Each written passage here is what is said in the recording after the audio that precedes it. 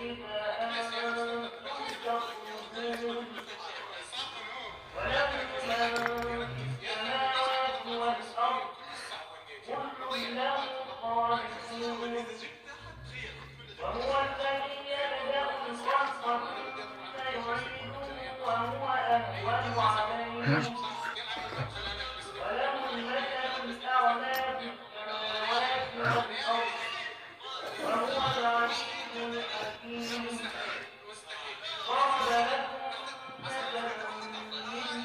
أنفسكم هل لكم مما ملكت أيمانكم من شركاء فيما رزقناكم فأنتم فيهم سواء تخافونهم كخيفتكم أنفسكم كذلك نفصل الآيات لقوم يعقلون بل اتبع الذين ظلموا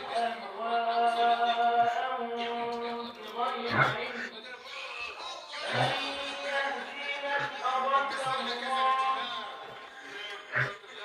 وما لهم من ناصرين